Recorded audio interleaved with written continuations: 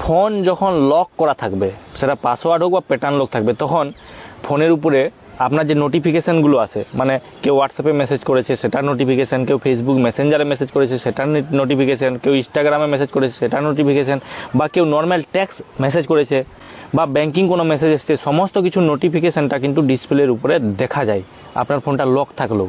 এটাকে অবশ্যই হাইড করা দরকার, যাতে করে যখন ফোন লক থাকবে তখন যেন কোনো নোটিফিকেশান শো না করে। এইটা কিভাবে করবেন আজকে দেখে রাখুন। প্রথমে আপনার ফোনের সেটিংটা ওপেন করবেন। সেটিংটা উপরে সার্চ বারে লিখবেন লক স্ক্রিন। এই লক স্ক্রিনটা লিখে সার্চ করলে এখানে দেখবেন এই যে একটা অপশান আসবে, hide notification details and lock screen. এই অপশানটাকে অন করবেন। এটা অন করে গেলে এখানে দেখুন hide notification lock detail lock স্ক্রিনটাকে অন করতে হবে। এইটাকে অন করে দিন, তাহলে আর যখনই আপনার ফোন লক থাকবে তখন কোনো নোটিফিকেশান, কোনো মেসেজ, কোনো কিছু স্ক্রিনের উপরে আর করা যাবে না বা কেউ কোনো কিছু দেখতে পাবে না। ভিডিওটাকে শেয়ার করে দেবেন, প্রত্যেকটা মানুষের জেনে রাখা দরকার আছে।